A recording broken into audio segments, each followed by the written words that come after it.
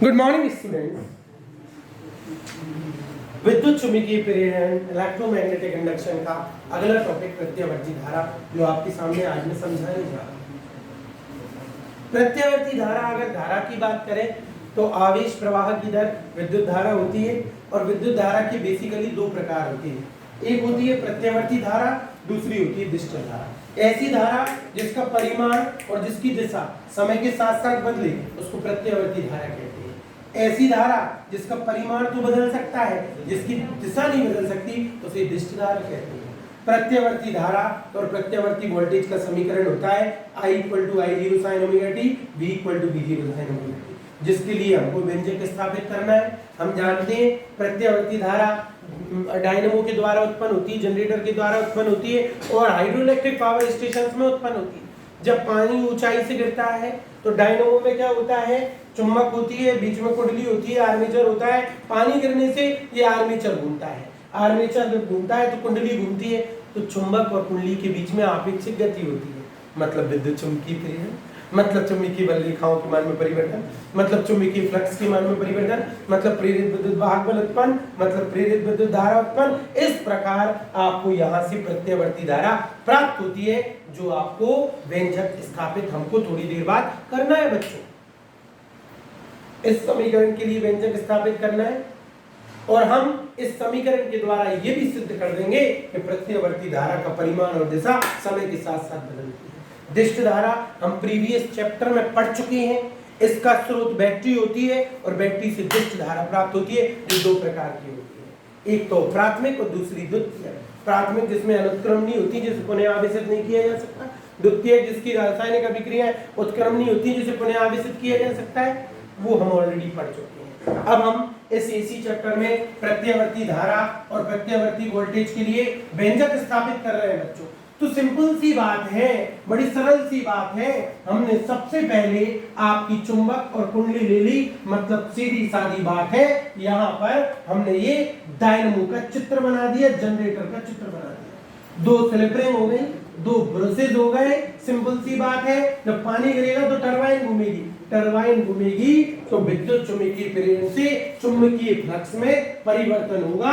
तो फैराडे के नियम के अनुसार उत्पन्न होने वाला प्रेरित विद्युत वाहक बल चुंबकीय फ्लक्स में परिवर्तन की दर के बराबर होता है। नेगेटिव साइन लेंज के नियम से लिया है। E की जगह आप इसको लिख सकते हैं V = -dϕ/dt। आपकी जिंदगी में समस्या कौन बन गया, चुंबकीय फ्लक्स। चुंबकीय फ्लक्स का सूत्र होता है NBA cos थीटा। चूंकि वो कुंडली ओमेगा कोणीय वेग से घूम रही है, तो थीटा बराबर होता है, ओमेगा बराबर होता है कोणीय वेग बराबर कोणीय विस्थापन बटे समय। तो थीटा बराबर क्या हो जाएगा, ओमेगा टी। यहाँ रख दो तो आपको आपके मन का कौन मिल जाएगा, फ्लक्स मिल जाएगा, cos omega T. Isn't it? ये चुंबकीय फ्लक्स हो गया। इस चुंबकीय फ्लक्स को यहाँ समय के सापेक्ष अवकलन कर लो तो तुम्हें कौन मिल जाएगा, प्रत्यावर्ती वोल्टेज। लेकिन तुम्हारी मंजिल है V = V0 sin ωt, और तुम्हारी मंजिल कौन है, I = I0 sin ωt। ये प्रत्यावर्ती धारा और प्रत्यावर्ती वोल्टेज ही आपकी मंजिल है, और इस इक्वेशन से आप एक ग्राफ भी बना सकते हो। सिंपल सी बात है। इसको समीकरण नंबर 1 में रखो, और समीकरण नंबर 1 में रखोगे तो E बराबर -dϕdt NVA cos ωt। नियत राशियों का कभी अवकलन नहीं होता, उनको बाहर निकाल दो। dϕdt of cos ωt, cos ωt का जो समीकरण होगा -ω sin ωt। माइनस से माइनस कैंसिल हो गए, NBA omega sine omega T की जगह रख दिया थीटा। हम समझ रहे हैं इस प्रत्यावर्ती वोल्टेज का मान कोण पर निर्भर करेगा, एरो बराबर।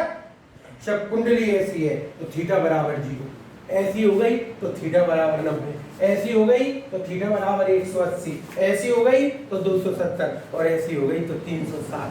ये उस कुंडली के द्वारा अलग अलग बनाए गए कोण है।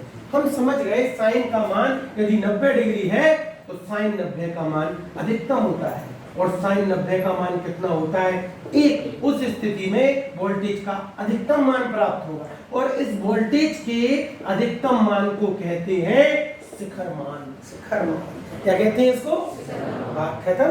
अगर आप इसकी जगह 1 रखोगे sin 90 तो v की जगह क्या आ जाएगा आपका v0, जिसका मान होगा nba ओमेगा।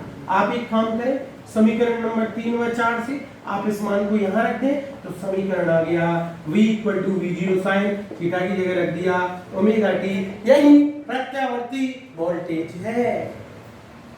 दोबारा बता दिया। अब इसमें हम क्या लगा देते हैं, ओम का नियम। यस और नो?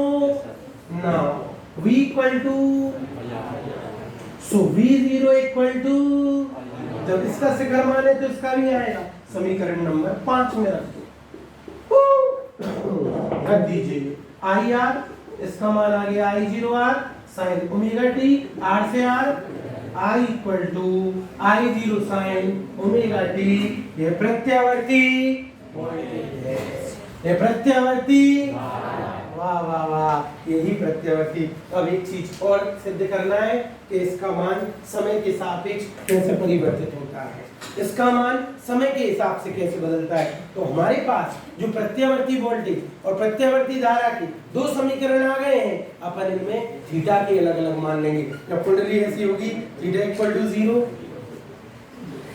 जब कुंडली ऐसी होगी तो थीटा = 90, ऐसी होगी 180, फिर 270 और 360। तो हम अलग अलग मान लेकर के देखते हैं काय के कोण के, कुंडली को घूमने के अनुसार, तो आपको प्रत्यावर्ती वोल्टेज और प्रत्यावर्ती धारा के अलग अलग मान प्राप्त होंगे। सिंपल सी बात है, बड़ी सरल सी बात है। तो देखते हैं अपन प्रत्यावर्ती धारा और प्रत्यावर्ती वोल्टेज का ग्राफ समय के सापेक्ष परिवर्तित कैसे होता है। देखिए बच्चों, सरल सी बात है, बड़ी इजी सी बात है। हमारे पास वोल्टेज, प्रत्यावर्ती वोल्टेज, क्या यही समीकरण आया है? प्रत्यावर्ती धारा का क्या यही समीकरण आया है? ओमेगा टी मतलब थीटा होता है। तो अपन ने क्या किया, ग्राफ बनाने के लिए थीटा के अलग अलग मान लिए। 9 को पहाड़ पढ़ो, 0 डिग्री, 9 एकम, 9 दूनी, 9 त्री, 9 चौके, बस आई के अलग अलग मान प्राप्त होंगे। Theta = 0, sign 0, sine 90, 1 × I0, sign 180, फिर 0, 270 माइनस 1 तो माइनस I0, 360 फिर 0। अरे 0 और 1 के अलावा कोई मान ही नहीं है। Sine 0 0, sine 90 1, sine 180 0, sine 270 minus I0 और 360 फिर 0। अब मतलब हम समझ गए, थीटा का मान 0, 90, 180, 270 और 360। धारा के 3 मान मिले हैं, या तो 0 या प्लस I0, या जब 0 था तो धारा 0, 90 था तो I0, 180 पे 0, 270 पे और 360 पे मिला दो। ऐसी धारा जिसका समय के सापेक्ष परिमाण और दिशा दोनों बदलती है, ऐसी धारा को प्रत्यावर्ती धारा। सामान्यतः इसकी आवृत्ति 50 हर्ट्ज होती है, मतलब 1 सेकंड में 50 साइकिल पॉजिटिव, 50 नेगेटिव, 1 सेकंड में 50 चक्र, ये एक चक्र है, ऐसे 50 चक्र पूर्ण करती है प्रत्यावर्ती धारा। बहुत खतरनाक होती है इसलिए, isn't it? Yes or no? अब मुझे सोच के बताओ कि प्रत्यावर्ती धारा का अर्ध धनात्मक चक्र हो गया, अर्ध ऋणात्मक चक्र हो गया। यदि तुमसे भाई मेरे औसत मान पूछे नीरज, तो औसत मान क्या होगा? तुम 4 किलो के, तुम 3 किलो के, औसत मान 4 + 3 / 2। इस पूर्ण चक्र में अगर औसत मान पूछे तो तुम क्या करोगे? Plus I0 minus I0 upon औसत मान कितना आ गया? प्रत्येक चक्र में प्रत्यावर्ती धारा का औसत मान 0 होता है। इसका मतलब तो प्रत्यावर्ती धारा कोई काम की नहीं है। किसी उपकरण से लगाओ तो उसको चलना ही नहीं चाहिए। क्यों? 50 चक्र होते हैं, लेकिन प्रत्येक चक्र यार अगर औसत निकाले प्रत्यावर्ती धारा का तो एक दूसरे के प्रभाव को नष्ट कर दिया। बहुत शानदार प्रश्न है कि प्रत्यावर्ती धारा का औसत मान 0 है, फिर भी घर के, फैक्ट्री के, दुनिया के सारे उपकरण प्रत्यावर्ती धारा से ही चल रहे हैं। इसीलिए धारा का चुंबकीय प्रभाव, धारा का रासायनिक प्रभाव प्रत्यावर्ती पर आधारित नहीं है।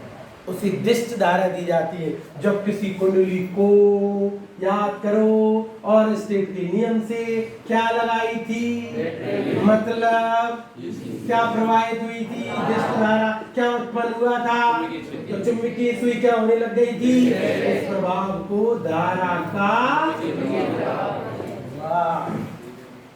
चुंबकीय प्रभाव एसी के द्वारा प्रदर्शित नहीं होता। क्यों? क्योंकि प्रत्यावर्ती धारा का औसत मान 0 है, इसलिए ये दिष्ट धारा से चलित है। बेहतरीन क्वेश्चन बता दिया। ऐसी धारा का रासायनिक प्रभाव, दो रॉड, विद्युत अपघट्ट, विद्युत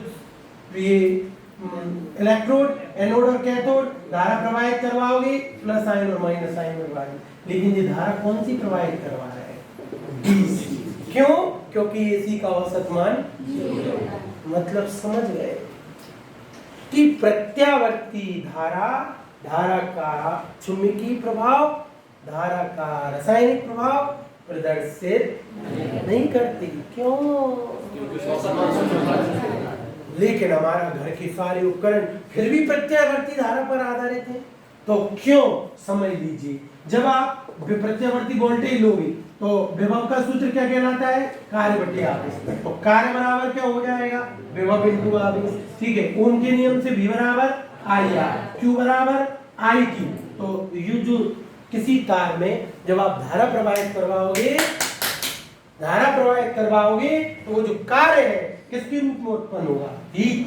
हीट मतलब किसके रूप में उत्पन्न होगा, और ऊष्मा का सूत्र क्या हो गया, I²। यस और नो? ऊष्मा कितनी उत्पन्न होगी, I²। धनात्मक चक्र में ऊष्मा उत्पन्न होगी जब तारों में धारा प्रवाहित करवाओगे और धन का वर्ग करोगे तो धनात्मक आएगा, और जब ये ऋणात्मक -I0 का 5 मिनट -I0 का वर्ग करोगे तो वो भी कैसी हो जाएगी, धनात्मक हो जाएगी। मतलब प्रत्येक चक्र में औसत मान 0 इसीलिए हमारे घर के, फैक्ट्री के, पड़ोसी के, उनके, इनके जो भी उपकरण हैं धारा के किस प्रभाव पर आधारित हैं, धारा के ऊष्मीय प्रभाव पर, जिसके कारण औसत मान 0 नहीं हो पाता और हमारे घर के उपकरण सब प्रत्यावर्ती धारा से गतिशील होते हैं। जो भी उपकरण प्रत्यावर्ती धारा से गतिशील है वह सब धारा के ऊष्मीय प्रभाव पर आधारित है, जबकि चुंबकीय और रासायनिक प्रभाव प्रत्यावर्ती धारा पर निर्भर। क्यों? क्योंकि प्रत्यावर्ती धारा का औसत मान 0 हो जाता है। समझ गए? यस और नो? शानदार प्रश्न और संपन्न हुआ। धन्यवाद।